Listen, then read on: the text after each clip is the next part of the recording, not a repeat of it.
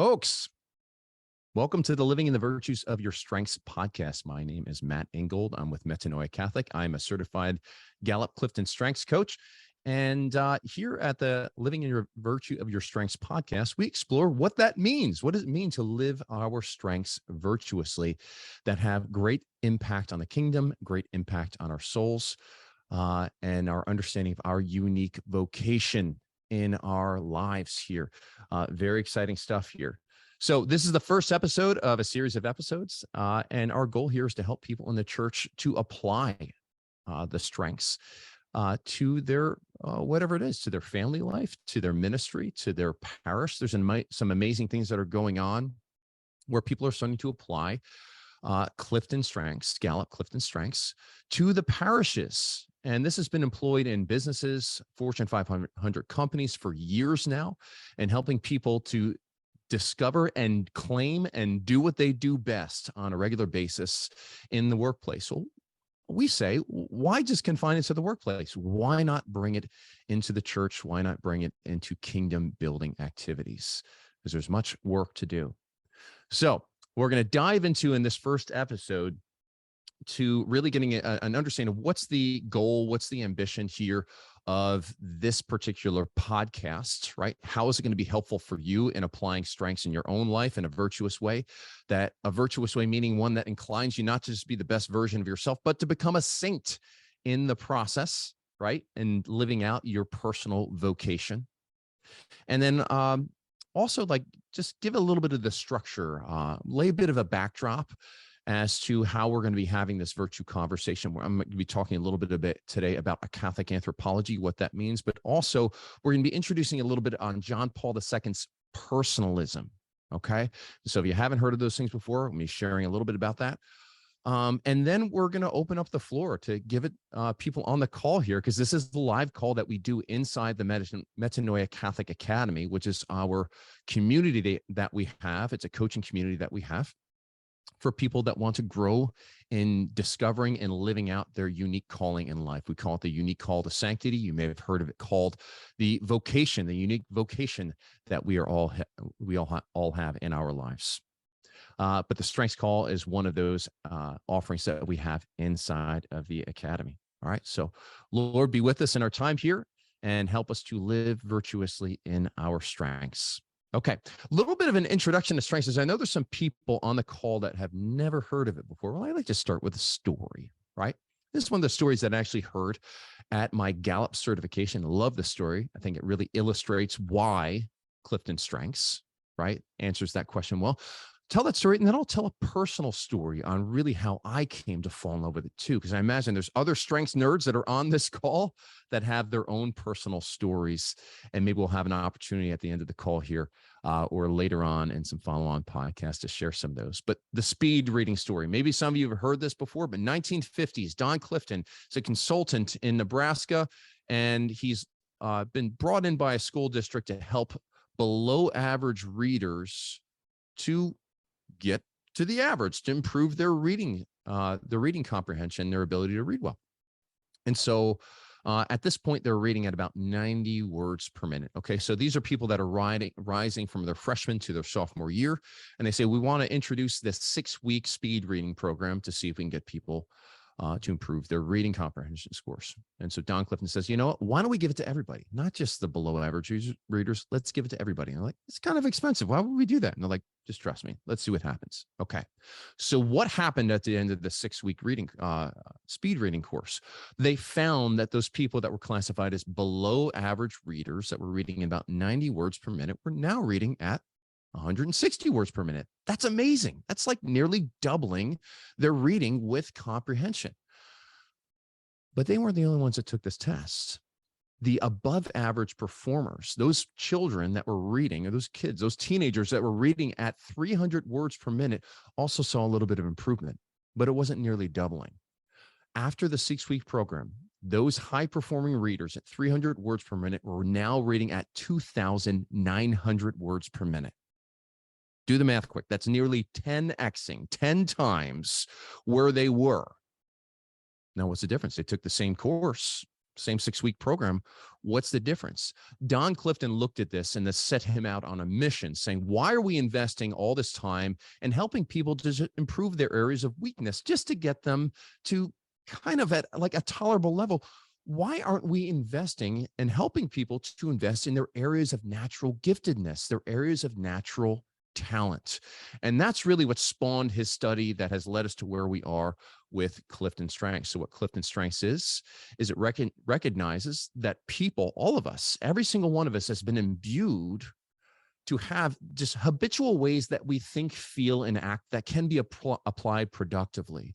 So the way that this test is typically employed is in a work setting, but certainly has some applications we've found in family life, in church settings. Certainly they're having some success there. I did a podcast on the Catholic Coaching Podcast where I interviewed Father Bill Hansen, who's a certified CliftonStrengths coach. And for 20 years, he's been employing this at his parish, and it's had amazing effects. Turned a bankrupt parish around to having $125,000 surplus every single year, increase the engagement level from an average of 29%, which actually he started out at 32%, up to 54%. Typically, the average is 29%. So he nearly doubled, I want to say almost, but like 80%, whatever it was. I can't do the math, but he increased his engaged population in the parish. And what's amazing about that, what they found statistically is that people that are engaged at the parish, and they're engaged predominantly because they're discovering what they do best, and they're being given a place in the parish to do what they do best on a regular basis, to show up as a gift on a regular basis. Who doesn't want to be a gift? More on that to come. But they're getting an opportunity to do this at the parish. And what happens when people are engaged at the parish? They're also spiritually engaged, which means that they have a regular prayer life. They feel a connectedness. They feel a relationship with Jesus, a personal relationship with Jesus. Isn't that all what it's all about here, folks? So if we want people to have that personal engagement, what they're finding through CliftonStrengths and strengths-based parishes is that when you create opportunities for people to do what they do best, to show up in their areas of giftedness, first discover where they are gifts, and they name it, they claim it, and then they aim it. There's beautiful things, beautiful fruits that happen. And his is only one testimony of where that has certainly worked. Now, personal story where I first came to love strengths. So I had a friend of mine who introduced me to strengths, and we like personal development. We already had Metanoia Catholic started. We're a Catholic personal development company, right? And we had loved the temperaments and those personality tests. And my father had taken this test before. Work had administered to him for him, but he said it was really helpful. So thought, yeah, what the heck? I had a friend of mine that she gave me even a book and a code. You can actually, if you haven't taken the test yet, you can buy one of those CliftonStrengths. I can't remember the name, but it's a 2.0 version, but they come with a code to be able to take the test. And so if you want the cheapest way to take the test, which retails right at $50 to take the test, to take your full 34 report, you can get one of those books for much cheaper and have the code and get that full 34 report, or at least I think it's a full 34. And that price is going to go up in future. So take the test now if you want to get it the cheapest possible. Okay. So introduced it, loved it, read my full report, which some of you have probably read it and been like, wow, this person knows me. I feel so seen by my top 10. All right. Well, I started to invite other people in one of my businesses to take this. And there was one young lady who we had doing a lot of administrative work, a lot of heads down, kind of clerical work, copying, pasting, moving stuff around. It was in virtual Catholic conference. She was building our conferences for us. And she's doing a great job, beautiful cultural fit for the company. And she started to share with me that she was really having to kind of psych herself up to do some of the work. It was kind of painful for her. It's just like she wasn't running to the work that we had for her to do. She felt more inclined actually to join group conversations, and she wanted to be in on meetings, which really we just did not have a place for her in some of those settings. And so when I saw her strengths and I started to see how the work that we had her doing, I had a thought in my head. It's just like, I don't know if she's really going to last in this role. I don't think this is really utilizing all of her areas of God-given giftedness. And sure enough, she ended up resigning and moving on to something else. Well, I said, you know what? The next time I'm going to hire somebody to fill this role, I want to make sure that the strengths, the natural talents are things where they're actually inclined to do this work. There's a desire that's already there to do this work. And so we went through a process where we actually had people take this test, and we looked at it. We went over the scores with people, kind of saw how they actually experienced living in some of those strengths. And we ended up hiring somebody that had strengths of high responsibility, high discipline, high focus, a lot of high execution strengths, those things that when you expect somebody to work head down and get the work done as quickly and efficiently as possible, you'd expect to find some of those natural habits associated with those signature themes, right? We'll talk more about those themes. Well, after I brought her on, and she, again, great cultural fit, I remember giving her a conference to put together. Now, this previous employee, it'd taken her roughly 2 weeks or so to put the conference together. And there's various things that went into putting the conference together, but there was a lot of moving parts, copying, pasting that was going on. And I remember it was a Saturday morning, got this new young lady up to speed, and sent her on her way, and it's thinking, okay, we're going to have this thing done 2 weeks. Great. We're on time. 6 o'clock that evening, 8 hours later, she sends me a text. She goes, I'm done. What do you have for me to do next? And I just thought, like, what do you mean you're done? Like, she's like, I'm done. I looked in, she was done. She had moved everything over that she needed to do. She created this conference, and it happened so quickly. And I was thinking to myself, wow, just all of it. I was just blown away by what happens when you pair up task and talent. And I love what Father Bill Hansen said on our podcast together. When you pair up task and talent, you never work a day in your life. Well, there's something that's beautiful here too.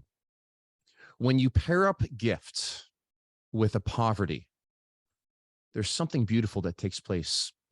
Not only is there like a fruitfulness, and you fill a poverty, but there's a communion that takes place. There's a fecundity that takes place. There's a fruitfulness that comes forth from it. And when we start to live in and step into what St. Paul calls in 1 Corinthians 12, the body of Christ, we start to identify that individual member that we are in the body of Christ, and we choose to live by it. Folks, it's amazing. The body functions as it should. There's no envy. And just kind of read through this for people that are listening on the podcast or watching here. Don't close your eyes here and fall asleep. And read a little scripture here, but it lays a beautiful backdrop if you've never heard this before.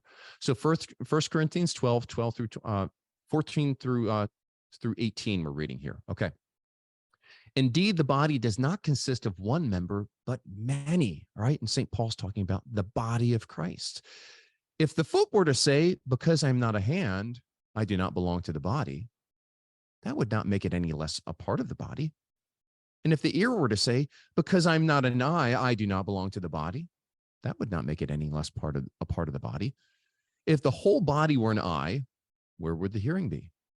If the whole body were hearing, where would the sense of smell be? But as it is, God arranged the members of the body, each one of them as he chose. And he goes on to talk even about how there's these parts of the bodies that one would call lesser, but they are not lesser in dignity. They are still essential to the overall operation of the body of Christ. And some of us may be tempted to look, understanding the strengths that we have and the dispositions and our temperament and all this stuff coming together, our state in life, and say, I have a very small part to play, but it is no less significant in dignity to the body than the Pope and his contribution to the body of Christ. Every single one of us has a very dignified vocation, a beautiful vocation, a personal, a unique vocation. There's not everybody even running around his feet. Even the people that are running out around his feet, they're all individual feet. They're unique in some capacity. And there's something that's very dignifying with this. And so as we read through this, what we want to explore with this podcast and help you to explore is this question: which part of the body are you? What part of the body of Christ are you? Where this podcast is unique, right? Why this podcast and why this group study? I think ultimately it's because our gifts and our natural talents are ours to steward. What does that mean? When we're a steward of something, we don't own it. Rather, it's been gifted to us by another. Right? You think about the parables of the stewards, right? The wealthy landowner that leaves talents with stewards, has some direct application, certainly, to what we're talking about here today. But those talents don't become the stewards. In fact, for the one that didn't use those talents, they're taken away, right? And given to the ones that actually use those things. So even the natural areas of giftedness that we have, we may be inclined to think that they're ours. But what we find is when people actually take that mindset that these are mine, they don't steward them well. Rather, they hoard them. They approach them with a scarcity mindset. They bury those talents as the wicked steward does in the Gospels. So we want to explore, what does it mean to be stewards of these talents? And the thing that's beautiful here, folks, is when we learn how to be stewards of these talents, recognizing that they are gifted to us by God so that we might share in the master's joy, as those good stewards were able to do when they came and they brought these stewarded well these talents given to them. When they start to live these things out virtuously, there is a beautiful impact that happens, not only to the body of Christ, but also to our very souls. There's a number of podcasts that are out there that will tell you about the signature themes. And I invite you to go check those out.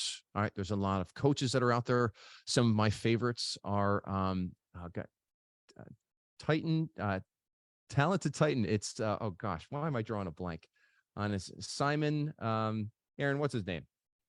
Simon Hurry. Oh, and he's got the Celebrate series where he goes through and it's on Spotify. It's a great podcast. I love that.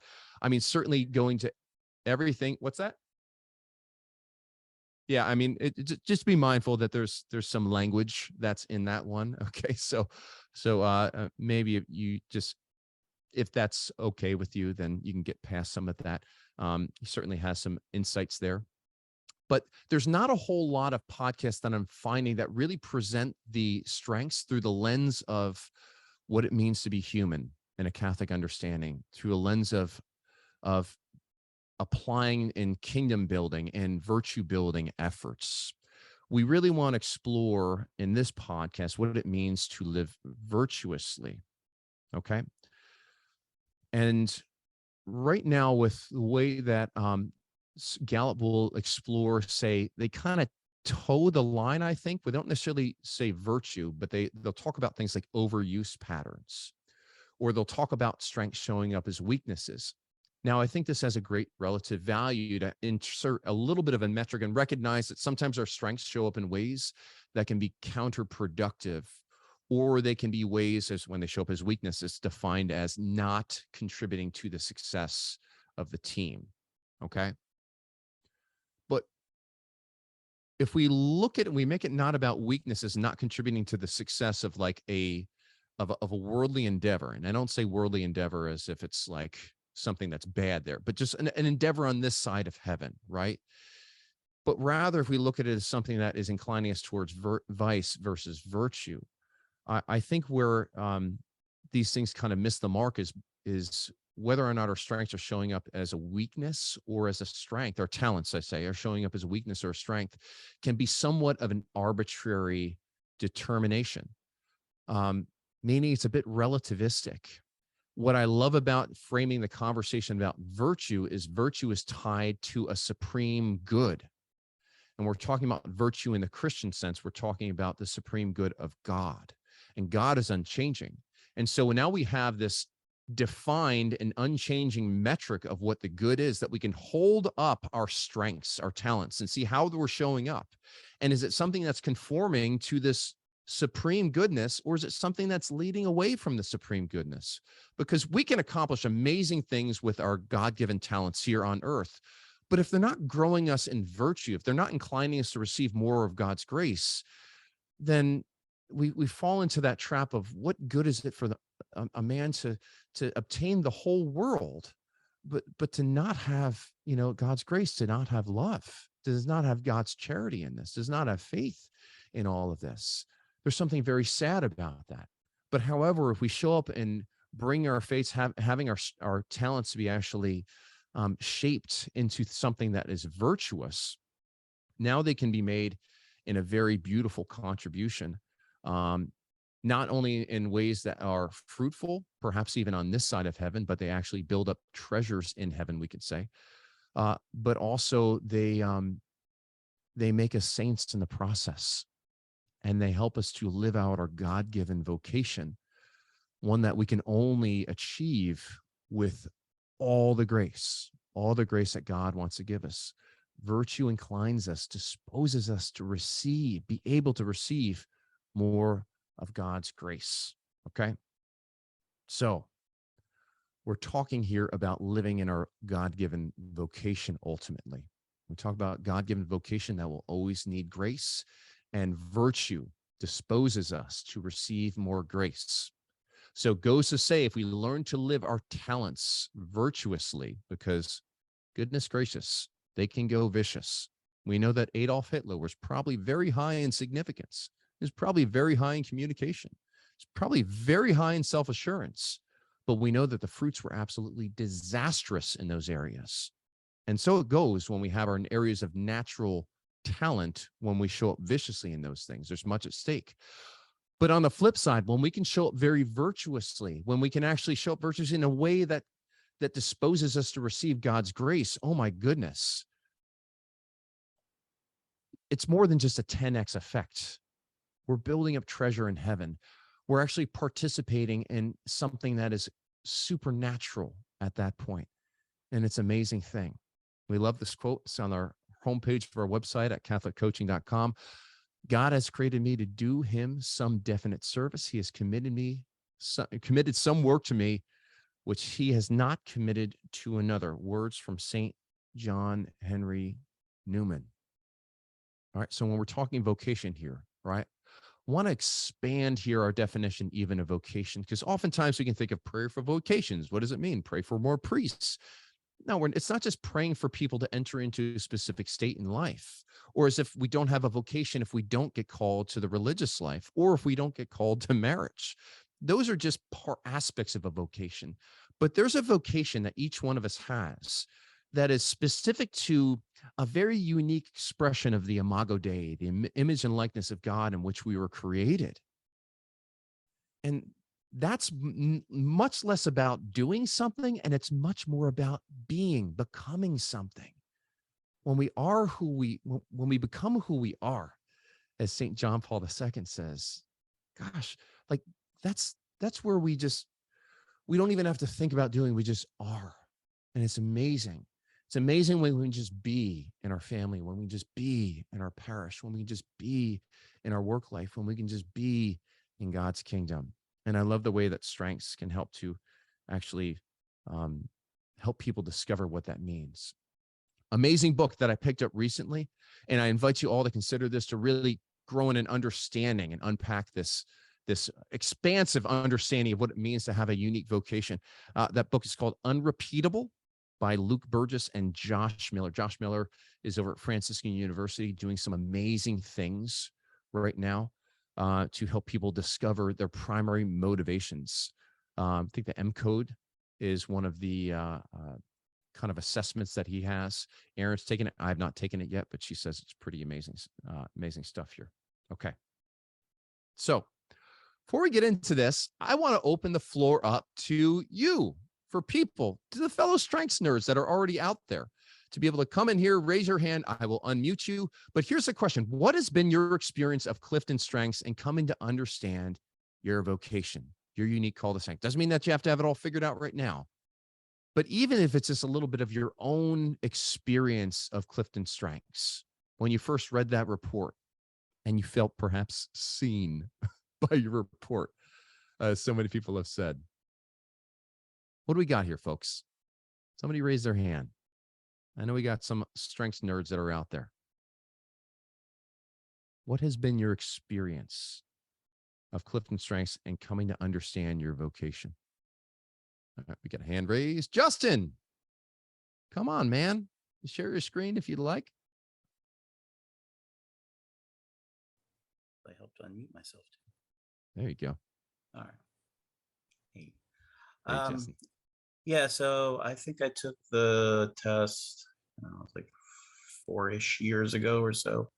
And yeah, just going in there and seeing that um, things that I always thought were weird about me, things I knew I could do, but were not things that normally people could do. But it didn't occur to me that that was, they use the term superpower, which to me just kind of made it click that no, this isn't only something that you do, it is something that you do exceptionally well, and other people don't do that, or aren't as don't naturally do that. But really, what it tied together for me was that you know the inverse is true for others. There are things they're exceptionally gifted at that I'm not, but that doesn't make me lesser than them, which is, you know, something I kind of struggle with naturally. But to see that, you're speaking of gift, which is just an amazing way of looking at it. That I do have a gift, and it's kind of a unique gift. It's not so unique that no one else has it, but it is unique enough that chances are there are people in my life who don't have it and will need it, and that it's then okay for me to rely on them for those things that I don't have. And yeah, just the ability to appreciate myself and others for who we actually are, no more and no less. It's just such a great starting point for me, that the, the test itself, and then reading about it, and then as you dig into more and more, the just a ringing example of, or a ringing theme that comes through in everything, around this concept of strength and positive psychology. So yeah. um, Justin, you yeah, got a that was favorite it. way that got a favorite signature theme that shows up in your life? Well, my number one is in elections, so, and that's undoubtedly true for me. Me and my mind are my own best friend often, and I can sit and thinking, think about thinking about things, and that's that's fine. And then another one that's high for me is empathy, which is often referred to as the spidey sense theme. And it's one that I didn't even realize was what you consider a strength. But I'd have these situations where I'm sitting in a meeting or a training, and the presenter says, "Okay, does anybody have any questions?" And there's dead silence in the room, but I see someone kind of shift in their chair, or I see someone just kind of take half a Mhm. breath, or they kind of look sideways at someone but don't say anything, and I'm like, half this room is confused right now. I just know it. And I'll raise my hand and just ask some sort of dumb question or whatever, just for the sake of asking what I think people are confused about. It more often than not, scarily, I'm right. So um yeah, it's those are two of the ones that kind of fascinate me the most. And they come back to you and they say, Justin, thank you so much. Were you in my head or something like that? Or it's just like Sometime the you see the some empathy and the yeah, intellection working together there. yeah, so it's kind of cool. So it's interesting, Justin. One of the things that I heard you say was there's these gifts that I think a lot of people have, and perhaps they're not just, I'm not the only one that has them, but the way that they come forth, the way that they manifest are very unique to you, and nonetheless, and it's just like we always see through the lens of our dominant themes. And for somebody to have those dominant themes in the same order, your top five in the same order, it's like what 1 in 33 million or something crazy like Yeah, that. I know, to like to get someone who exactly matches like your whole 34 is like just short of astronomical. But Yeah, it's like even the top statistically five in the impossible. same order is pretty mathematically unlikely. Yeah. So somebody that wants to do the math, right, that wants to pull out their calculator and remembers how to do permutations, Yeah, right? If you want to do 34 times 33 times 32 times 31, right. like all the way down to like, you do it at 10 times over, that number is what you're going to, is like statistically what you would have to, the likelihood of you having your top 10 in the same order. Folks, fearfully and wonderfully made. Sean, I see you coming on here. Do you want to share a little bit? Hi, Matt. Hi, Matt. I'm so glad you're doing this. This is just, it is such, this was eye-opening for me. I started working with a CliftonStrengths coach, our in-house Michelle Dunn, and the Metanoia Catholic, the temperaments, and now CliftonStrengths. And it's like it like peeled back curtains and saying, oh, okay. And the things that maybe in your family, in my family, I was sometimes, and this, we're all dealing with our childhood, right? And at any age. And one of the things that I found was that, oh my goodness, some of my strengths were actually irritating to some other family members. But it didn't, because it was a collision a little bit with them. But it wasn't because, and so in this process, I've learned how to either refine those strengths or not think that I was bad. It's just that sometimes our strengths are utilized in certain circumstances in better ways and in other circumstances, and that's what I'm working with having just taken the, I took it months ago, but what I'm saying is for those people who haven't taken I know you're going to share this with others, and Justin, I appreciate what you said, because I'm doing it right now. I'm asking the question that I'm thinking other people who are like new to this, because it's a little overwhelming. So you can get your worksheet, but until you kind of work with it and unearth it and practice it, just because you look at the sheet doesn't mean you know it all or how to implement it. And so I'm so delighted you're doing this work, Matt. And but anyway, I found some of the things that I used to be embarrassed about that were natural strengths, because I think, oh, I should rein that in. Instead, I just know there's a time and a place, and sometimes that's really beneficial, and other times people are on a need to know basis. That's amazing. And just like, what freedom to be able to know that there's a time and a place, and these things, again, just like the temperaments, like just because we have these natural inclinations doesn't mean that they have a will of their own, and we lose our own will, and we're not ultimately the custodians of these things. And so when people start to use these things as labels, like, oh, that's just my cleric showing up, or oh, that's just my command showing up, and I just kind of piss people off, and this is what I do.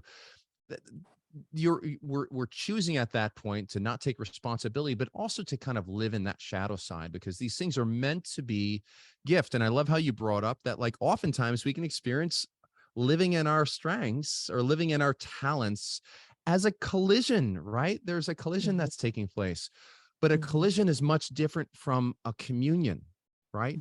And when we live in these things virtuously, we can really enter into a beautiful communion with these things.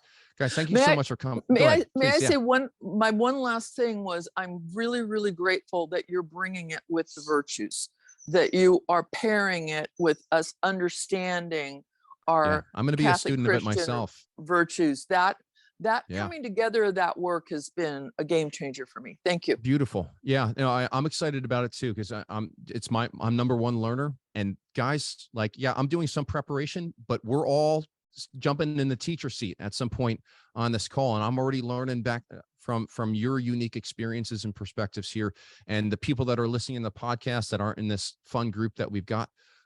You can join this group, join the Metanoia Catholic Academy. You can jump in here, but like, this is, we're going to be teaching right from a lot of different lenses of experience. Okay, Jane, I want to bring you on because you got your hand raised, and then we're going to kind of press forward with some other items here. Go ahead, Jane.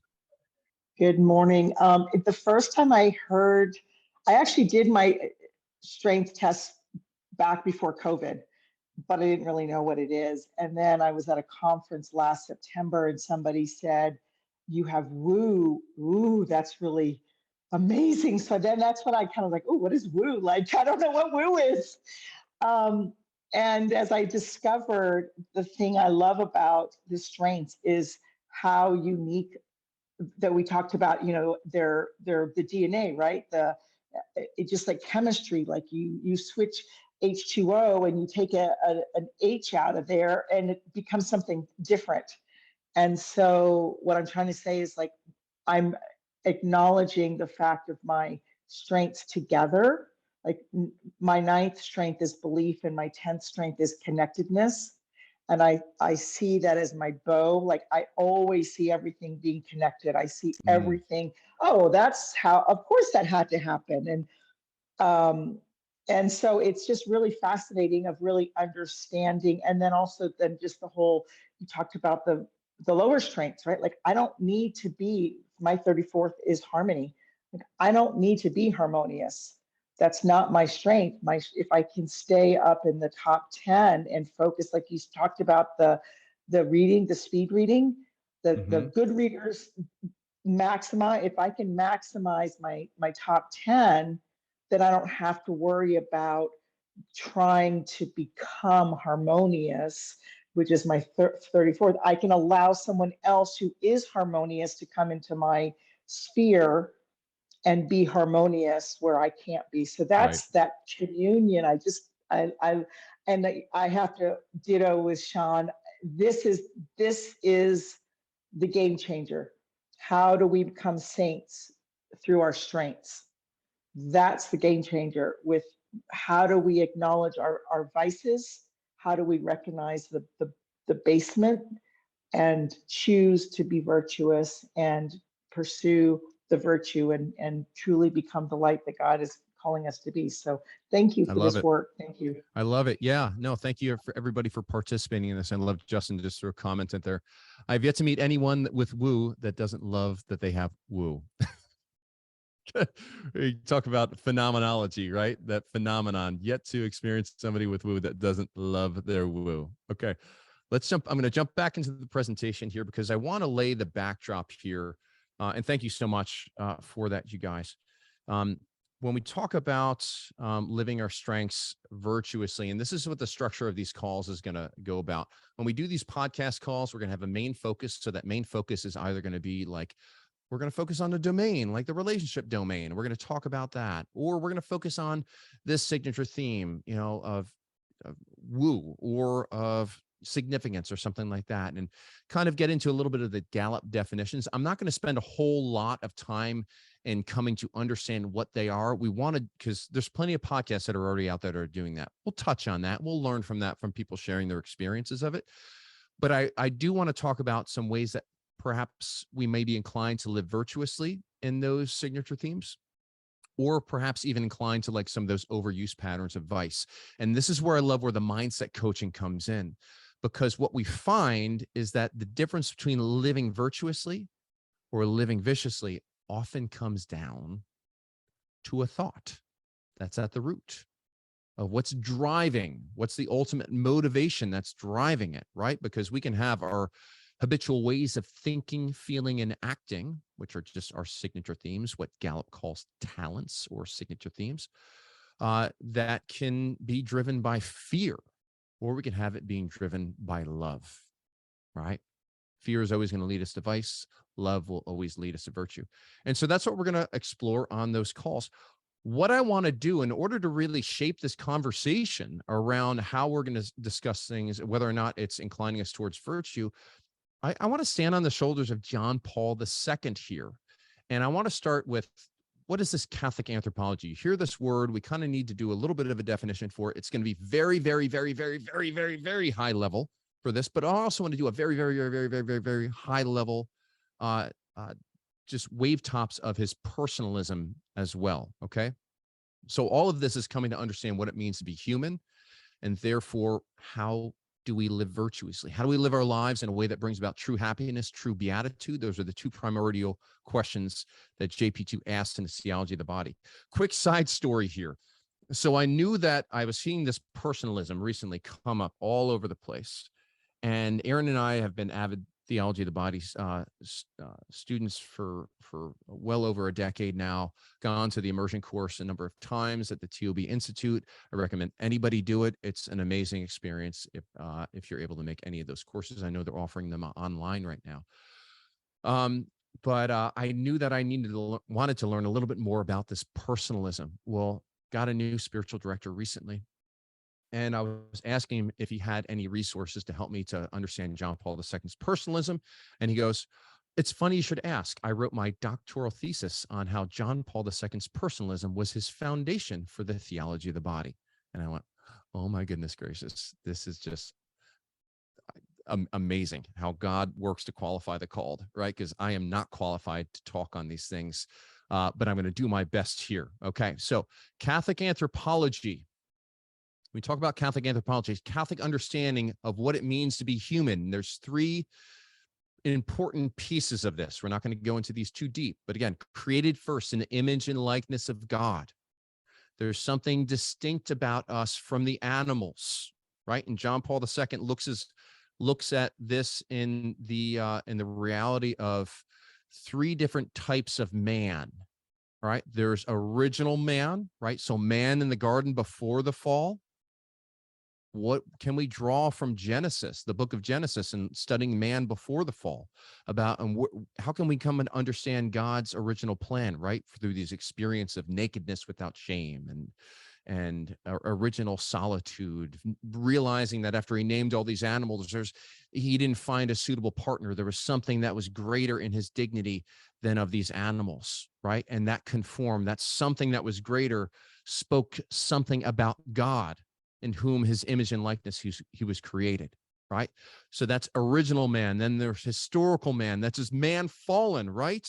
But also man redeemed, right? So what does that mean? We look at things through the lens of a wounded nature, right? Sin has entered into the world, but also a redeemer has entered into the world, right? So what does this mean about what it means to be human now? And then finally, there's eschatological man, which is a big word for saying man, like in the beatific vision, beyond on other side of heaven. We will not experience that man until after we die. Okay, so it gives us an idea, though, of where we're going, the ultimate beatitude. It's important to know that, because how we use our God-given talents on this side of heaven needs to be understood in our ultimate destiny. All right, is this something that is contributing to us moving on and hitting a milestone on the way to beatitude? Or is it deviating us off that course of our ultimate end, our ultimate teleos?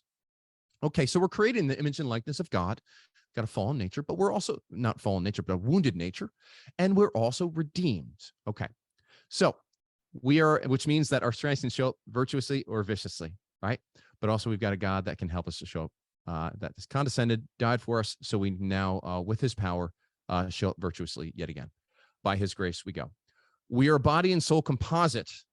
This is another thing distinct from the animals. We are a body, soul, and composite. What does this mean? We have the ability to think about our thinking. That's just one of the things that it means. We have the ability to reflect. And what's beautiful about this is we actually have the ability to act freely. Freely. More on this in John Paul II's personalism in a moment. And finally, we are created male and female. What does this mean? John Paul II looks at this and says, the man is not meant to be alone. We are meant to be in communion. So again, if we're looking at our strengths in conformance with living as we are meant to live, our Catholic anthropology, are our strengths inclining us, or the way that we're using, are they inclining us to live in a way that is complementary, in a way that is, dare I say, spousal? John Paul II talks about this spousal analogy where what I have in my giftedness conforms to a poverty that you have, and you're willing to say yes to the gift that I'm willing to give to you. And there's a beautiful exchange that takes place, a union that takes place that has a fruit that is born forth from it.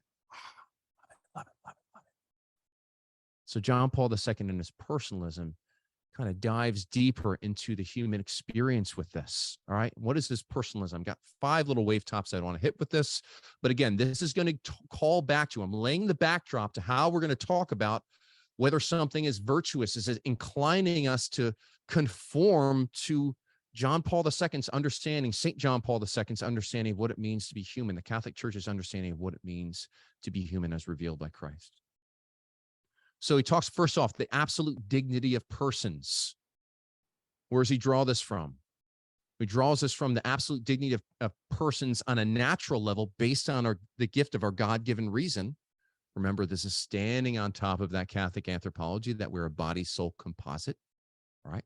can't separate the two, a lot of our problems happen. A lot of our heresies happen.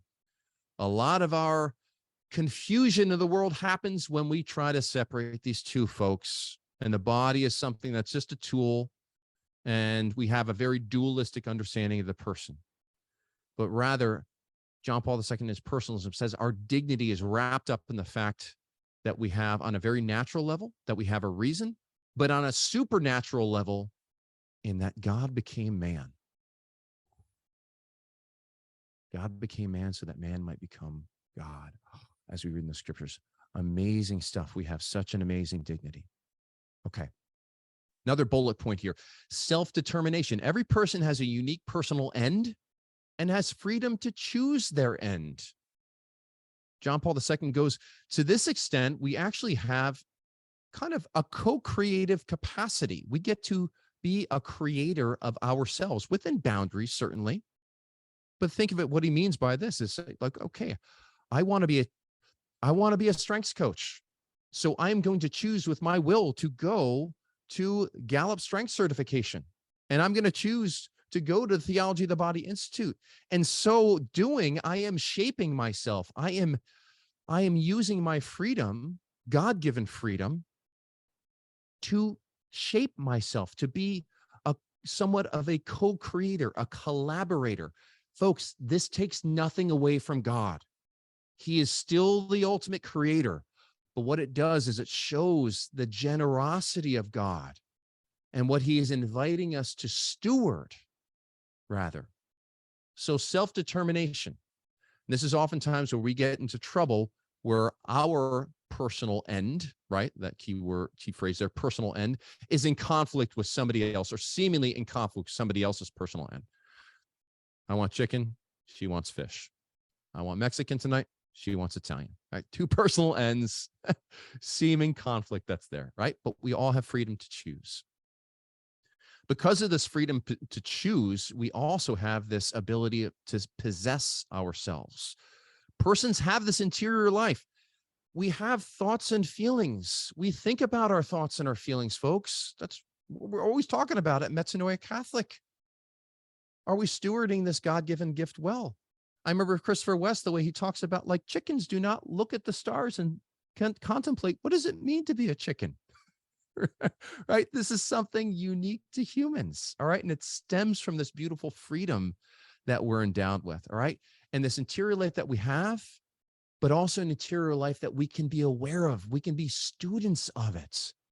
So as we're looking through, as we're kind of going on this journey together and we're experiencing our strengths, we want to even be students of what our experience is of our strengths. What's the experience of your responsibility showing up? What's the experience of your command showing up? What's the experience of your woo showing up, or your relator showing up? That's going to be an important thing that we're capable to do as persons in order to start to consider how we might live out these God-given talents virtuously. Okay, so we have an interior life and we have absolute freedom and we have the ability to govern our own acts so that we can have self-possession. The beautiful thing about self-possession is that when we can come to possess ourselves, it doesn't end there, but we can actually enter a place of self-donation. Persons are made for communion and come to know themselves through communion with another. Gaudium et Spes, John Paul II quoted all the time. Man cannot know himself except through a sincere gift of self. So as we come to, and then also, finally here, love is the proper response always to a person. We can never use a person as a means to an ends. But then how do we, John Paul II questions, this is kind of tough. Like, how do we enter in relationships where there's an obvious utilitarian exchange that's taking place? We're like, hey, I'm a factory worker. I have workers here that are, they're doing things so that I can turn a profit with my business. How do I acknowledge the fact that they have their own personal ends in mind and I don't use them as a means to an end? And how do I love them? Well, when two people choose the same personal ends, that becomes the very foundation for a loving relationship. They now get to choose to will together of their own accord in complete freedom that same ends. And we see this call to communion in marriage. We see this call to communion in working relationships. It's the worst when somebody has a different end in mind and they're on the team and we can't resolve that end, right? It's just better to kind of allow that person to kind of go pursue their own ends, right? It's very fragmenting. But rather, when we can have a supreme good that we're all seeking, if we can come to recognize what beatitude is, and as a church start marching towards that together, we can truly will the good of one another. We can truly love as God loves, which is really the foundational scripture of John Paul II's Personalism. I give you a new commandment: love one another as I've loved you. How are we doing? I want to get into how to read this report. And I can do a real quick one here for how people are the newcomers to the call. But I want to hear back from you. Let's just take, 3 to 5 minutes right now before I dive into the report and do a quick, how do you read through your report for the first time? Any thoughts on what I've just shared? Janae, I see your face popping up here. And I know you're high in communication and you are gifted in intellection and you think and you can communicate your thoughts. Well, all of those are true. Ah. Hello. Well, I was just turning my face on so Created a that you could space get for a your little more giftedness. facial reaction to what you were saying, in case that mattered to you. Okay. So many great thoughts. Yeah, I love this personalism that keeps popping up lately. I think it's really interesting because I was exposed to strengths, I don't know, a while ago, I guess a couple of years ago, and retook my assessment actually last summer, and just really enjoyed diving in with this understanding. At that point, I was kind of starting with the Metanoia Catholic world and understanding how all of those things intersect.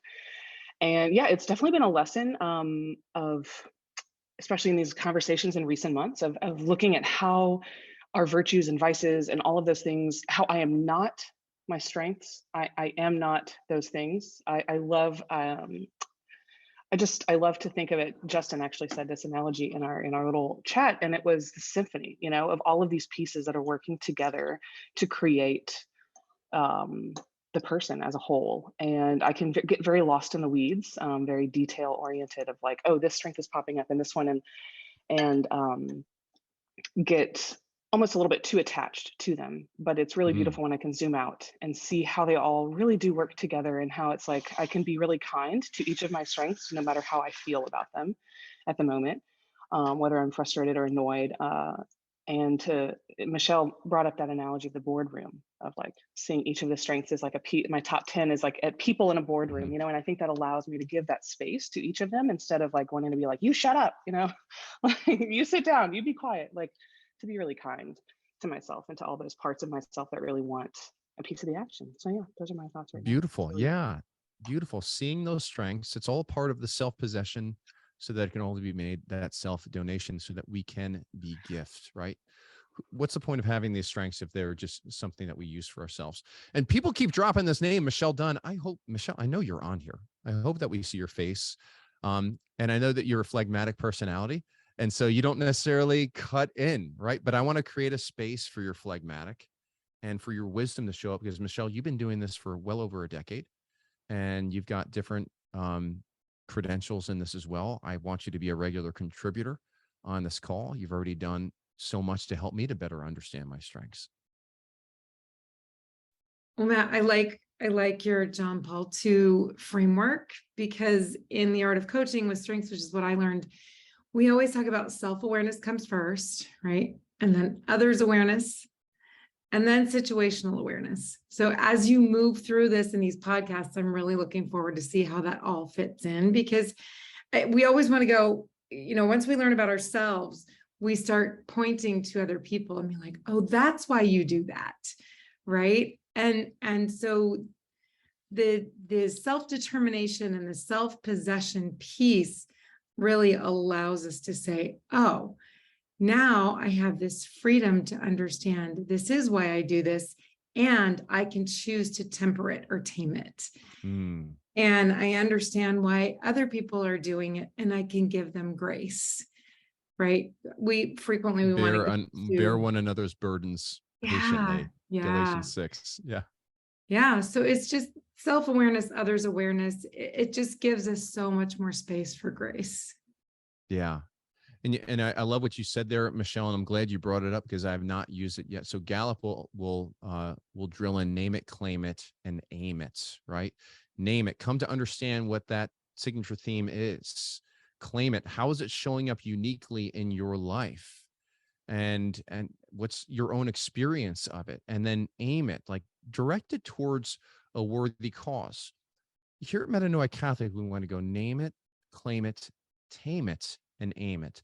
And the tame it is all really the focus of this podcast here of how do we live our strengths in a way that is virtuous, in a way that builds up the kingdom, in a way that calls us to be saints, in a way that is purifying and sanctifying, even when it's painful, in a way that inclines us to really come to know and embrace our vocation. The strengths do not give us our actual vocation. They do not give us our mission, but they can't be separated from what the journey of becoming and being that vocation. We can't segment them out. They're part of who we are. And I remember even asking a question, what is the overlay between strengths and your charisms, right? Your God-given charisms. And I remember Al Winsman, who is a great guy. He wrote, co-authored the book, Living Your Strengths, Catholic Edition.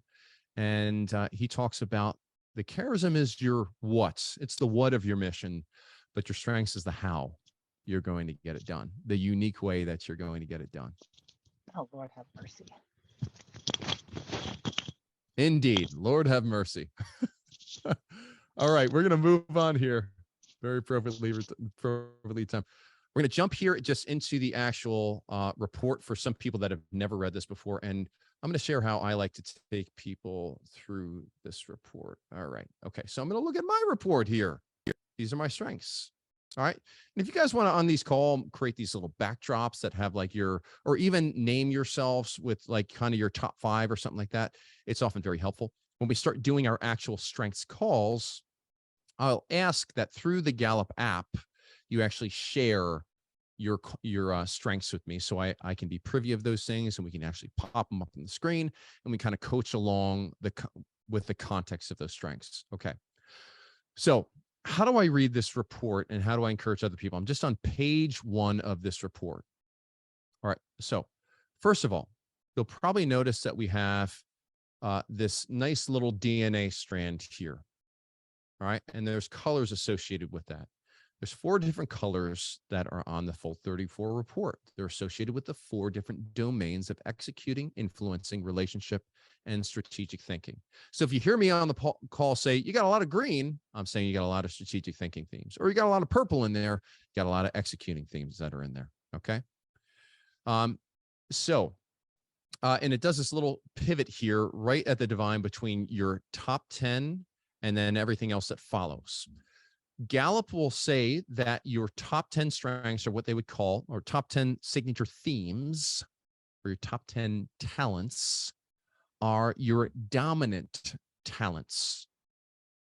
What are our dominant talents? They're the ones that we live in most habitually. Especially your top 5, they'll say those are areas of unconscious competency. You just act. You see the world through them naturally without thinking. Oftentimes we perceive everybody sees the world through this, and we can't understand when other people do not see the world through our top 5, right? As we come to understand our top 5 and see the distinctions, we can grow to receive how people can have a different perspective on the world. Okay, so that's your dominant themes.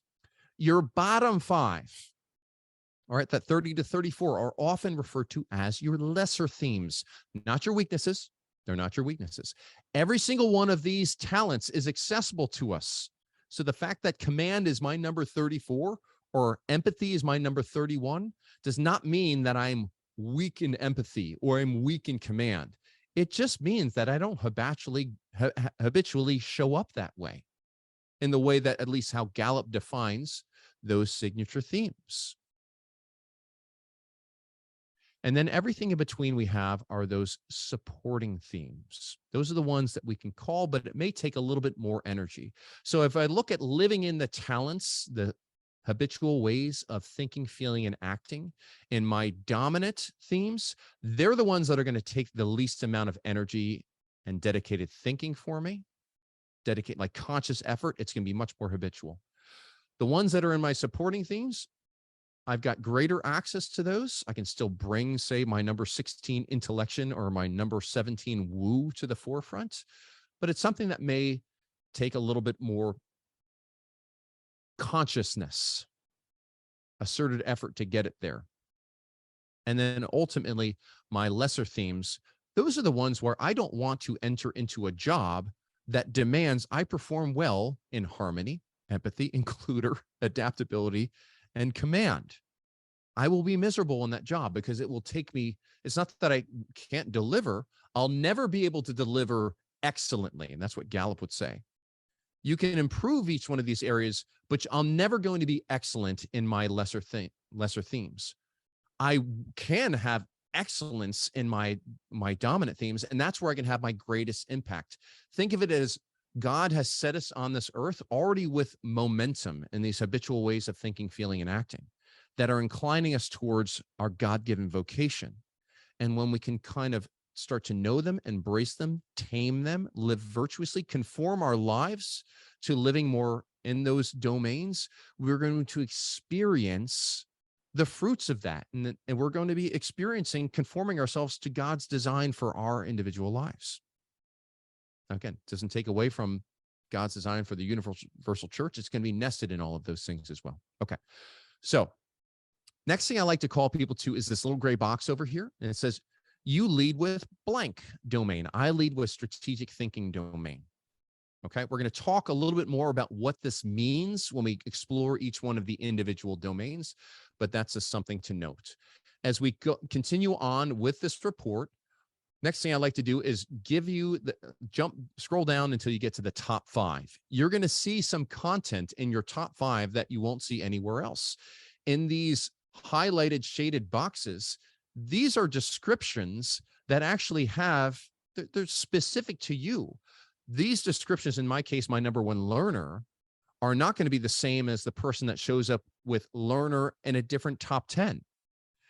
You're looking at these descriptions through the lens. The algorithm has a way of presenting descriptions of how my learner shows up based on my top 10 and the order of my top 10, or the order of a lot of my different signature themes. And so reading through these, you might oftentimes people say, I feel so seen by my report. Or how does this person, have you known me my entire life? How does this person know so much about me? Okay. But you may read through some of these things and be like, yeah, it doesn't really land. I don't think so.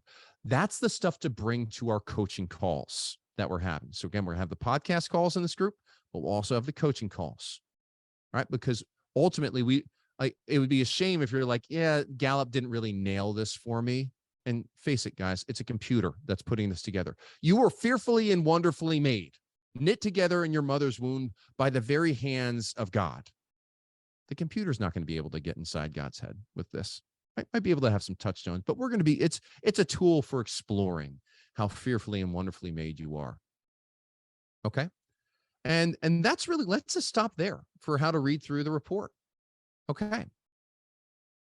Folks, we've gone through quite a bit, kind of reaching the top of our hour. I want to keep these things to about an hour discussion. Are there any closing thoughts? I want to open the floor to the room. You guys excited? Any closing thoughts that we have here? Even chat them in. Like, what's kind of the response that we're getting from this? Karen, I see your head just showed up. Hi. So I'm number 5 for learner. And so I do think it's interesting how the themes that they talk about under that were different than what yours were. That is interesting.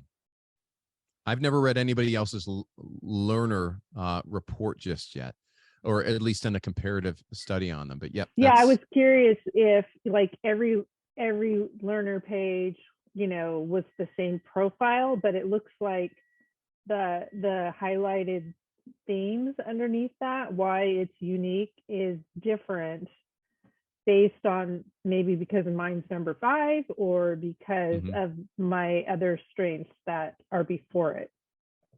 Do you know if that's All of the case? above.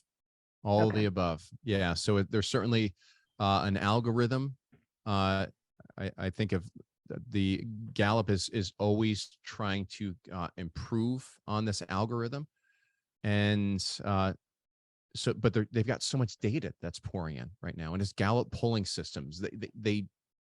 Their unique vocation, you could say, is compiling data and making sense out of data and translating data. So, so yeah, yes, it's going to be different. There might be some boxes that read the same as like, say, mine would, but you're going to have not every single one of those little green boxes in that case is going to be the same. Okay. All right. Any other closing thoughts, questions? All right. You guys excited? This is going to be a journey. All right. And so, if all you guys that are just listening on the podcast, we're going to be exploring here in the coming months ahead of us. We're going to be exploring also the domains. We're going to come out the gate and dive into the domains. But then we're also going to be exploring each one of the signature themes. And every once in a while, I'd love to even bring on some other experts to kind of just share some of the knowledge that's going on. There's almost like an underground Catholic strengths community that's kind of like doing some work here. And it might be neat to get some more perspectives, because Lord knows I'm not the smartest guy in the room when it comes to this stuff. But collectively, I think we can really have a fun time learning a little bit more about this. Great. And if you want to have access to those group coaching calls, join the Metanoia Catholic Academy. Go to CatholicCoaching.com, and you can join these weekly calls that we have and get coaching your strengths in a group call. And there's a ton of other fun stuff in the Metanoia Catholic Academy for you to help you discover and live out your God-given vocation. So, all right, team. Thanks so much. We'll see you again.